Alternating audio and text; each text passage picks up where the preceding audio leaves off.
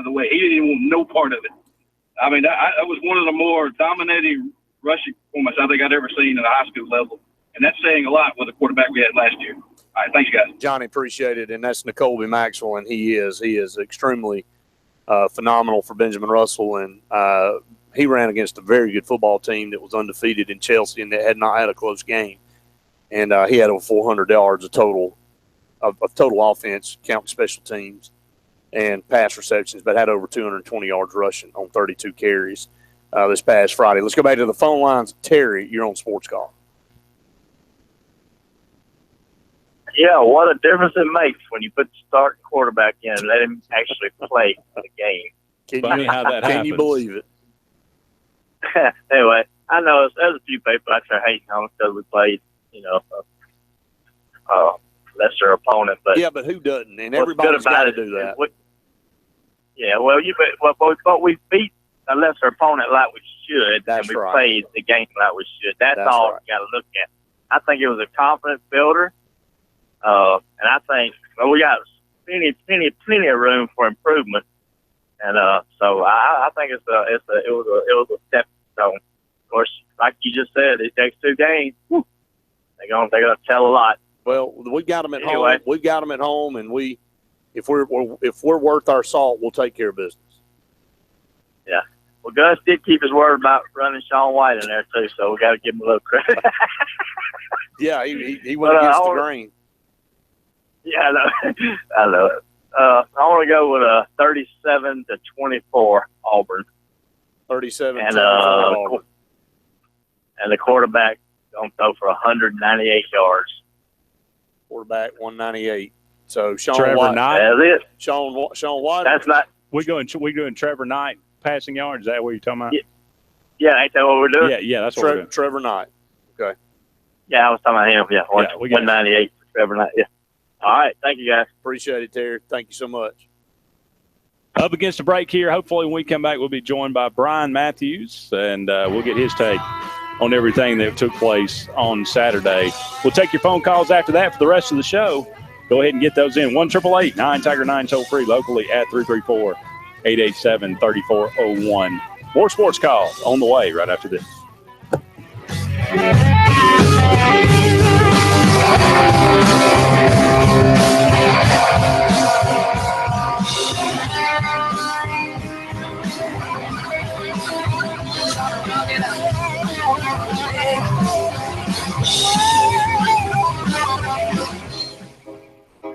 Hi, I'm Andrew Pace, President and CEO of Home Place Mortgage, and we are the proud corporate partners of Sportscall for the 3rd consecutive year. I would like to personally thank all of you who have trusted to do business with Home Place Mortgage. Whether you are looking to purchase or refinance, we would love to have you as part of the Home Place family. So call us today at 888-500-4488 or visit us on the web at www.homeplacemtg.com. What value would you gain working with Lee Marketing Group? With 4 divisions under one umbrella, Sign Source, Lee Apparel, R&B Media, and LMG Baker Advertising Agency, Lee Marketing Group offers a comprehensive approach. From logo design and branding to ad placement and everything in between, LMG can handle it all. For ease of time, cutting edge, results-driven marketing campaigns, think LMG. Lee Marketing Group, your comprehensive marketing solution. Got bugs or other unwanted pests? Top Gun Pest Control is who you gotta call. When our Top Gun Pest Control truck rolls into your driveway, you know the most friendly and knowledgeable specialists have arrived to identify, eliminate, and prevent your pest problem. Our professional customer service is our best policy, and we pride ourselves on safe use of products and respect for your property. We have over 20 years of combined experience in the Lake Martin area, and we have recently expanded to cover Auburn and Opelika as well. Call us at 256-234-7375, and we'll put those pests to rest. Do you realize how at risk your business could be? If your computers are down, more than likely your business is down. Don't spend valuable business time trying to manage your computer systems yourself. Let Grenade Technology Solutions protect you. With their experts managing your computers, virus protection, email, phones, backups, and even your website, you can focus on your business knowing they are taking care of all of your technology needs. Call Grenade Technology Solutions today at 334-610-1007 or visit them online at sportscallit.com. Experience and knowledge from the pros. Russell Do It Center and Building Supply. Russell Do It Center and Building Supply, locally owned and operated with over 30 years of experience, is very involved in giving back to our community. Our employees offer top-notch customer service with superior product knowledge. No matter the size of the job, Russell Do It Center and Building Supply have you covered. Experience and knowledge from the pros. Russell Do It Center and Building Supply. That's right. Our fun lake season is here again. Don't sit back and watch everybody else enjoy beautiful Lake Martin. Hi, I'm Angela Van Houten. Yes, the agent with the easy last name. Now is the perfect time for me to help you find the home of your dreams. We are in this together to make your experience better because you aren't just buying a home, you're buying a lifestyle. Call me at 256-596-0566 or find me online at avhlakemartin.com. Remember the name Angela Van Houten with Century 21, the agent with the easy last name.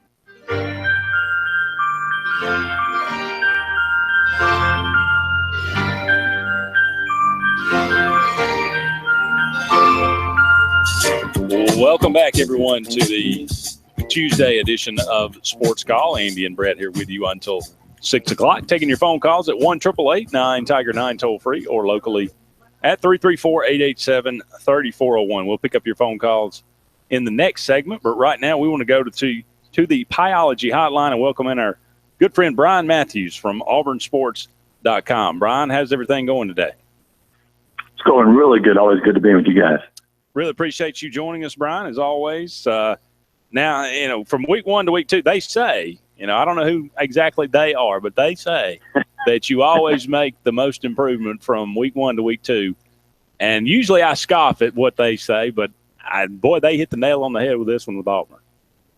Yeah, you can't argue that with Auburn, especially on offense. That was a total 180 there, and or maybe a few 360s plus a 180. I mean, that was a total turnaround for that offense, and it looked kind of like we thought it was capable of looking. Over 700 total yards, 462 rushing yards.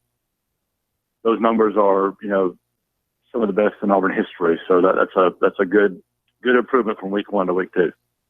It was interesting being at the game and watching it. Even though Auburn moved the ball, well, early, it just seemed like, of course, the fumble happened, but that play that Sean White, falling down, I think they ended up calling it a lateral and ended up being a rush. But that just seemed like you could almost feel a gap. I mean, an exhale, at the stadium. It just seemed like everybody just thought, oh, okay, well, everything's going to be okay now. And it just seemed like everybody settled down, and that just kind of led to the really offensive explosion that we saw.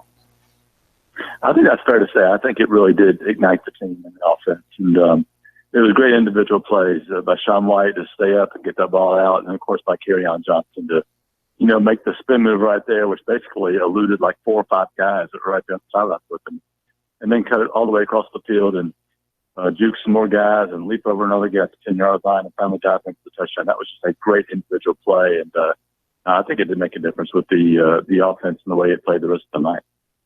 Yeah, on that particular run, Will Hastings is a guy that's just kind of burst onto the scene, and we're beginning to see how really talented he is. But on that particular play, I noticed he actually blocked 2 guys and really sprung Johnson to the edge and opened up that whole side. So that kid, he's just one of these guys that is always, in the right place and always doing something to help the team.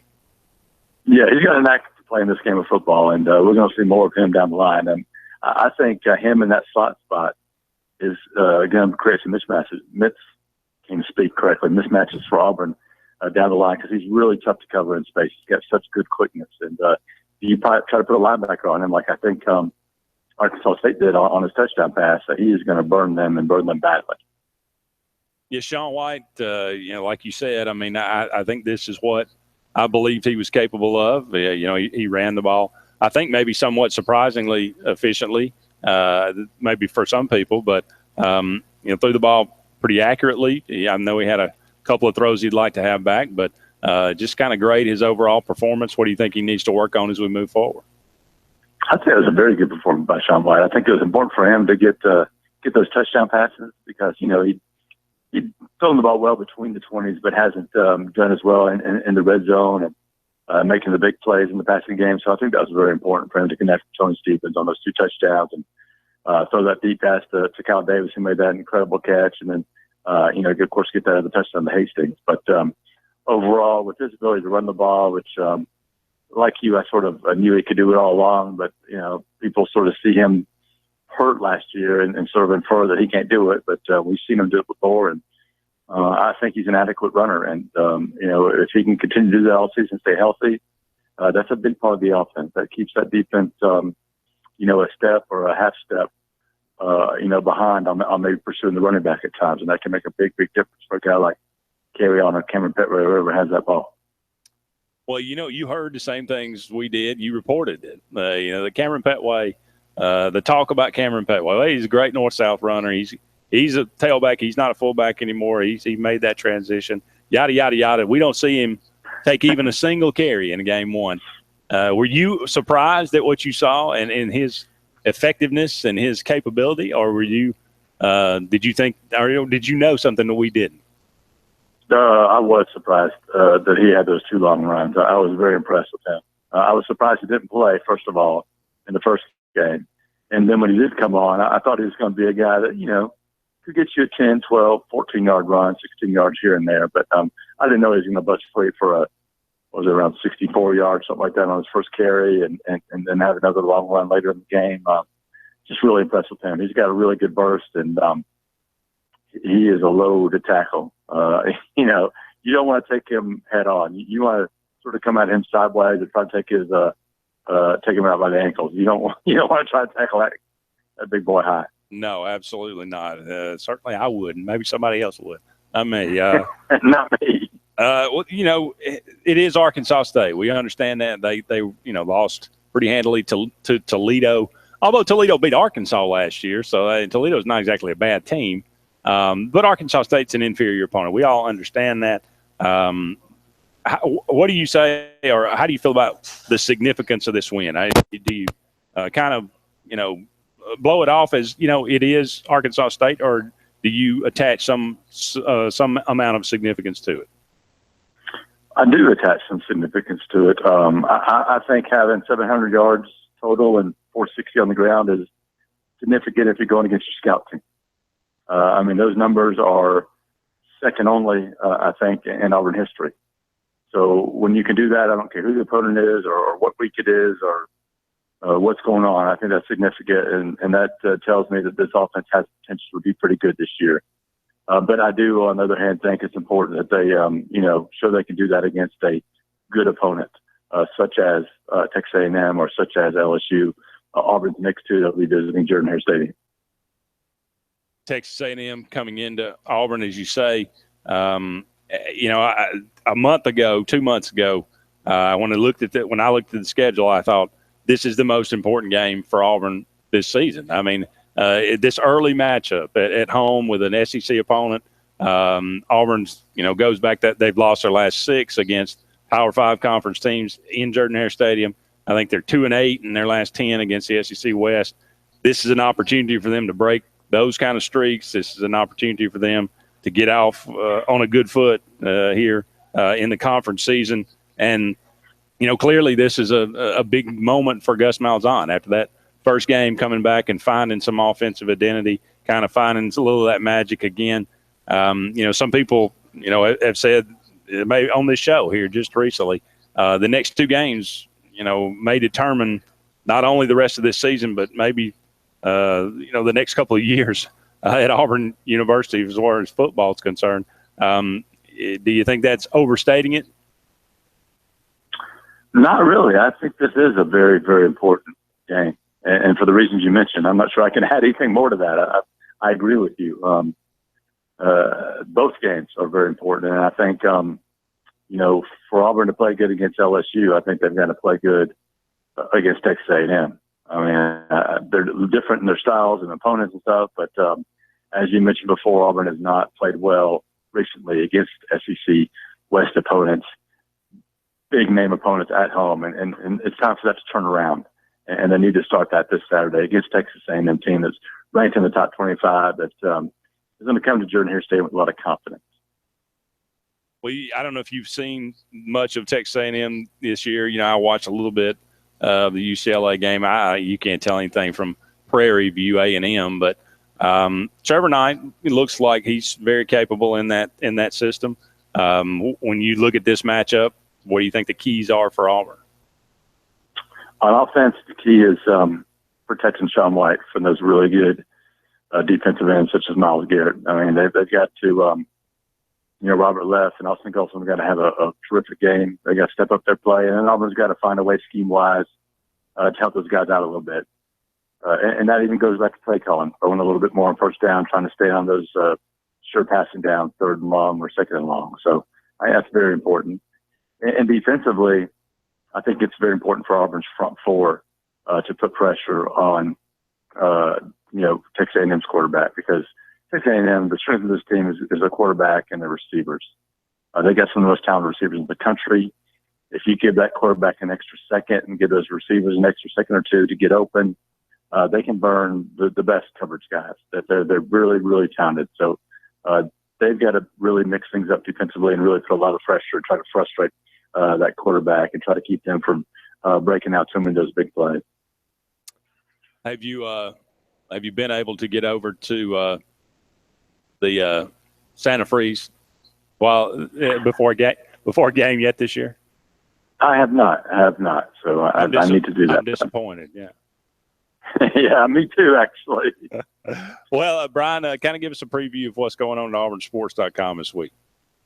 Of course, we talked to Gus today. We got a few updates there, and we just taped a rundown that'll be up here on our site fairly soon. And we'll continue to talk about the big game coming up. And like you said, it is a very important game. And we're going to have some extra stories about Auburn and Texas A&M in the coming days. And it's also going to be a decent recruiting weekend for Auburn, and we'll have those updates coming up too. Well, that all sounds great, Brian. We appreciate it as always. Thanks so much. Hey, thanks for having me. Thank you. Absolutely. Go check out auburnsports.com and all that they do, providing updates about Auburn sports. Be sure to join us when we come back. More Sports Call on the way.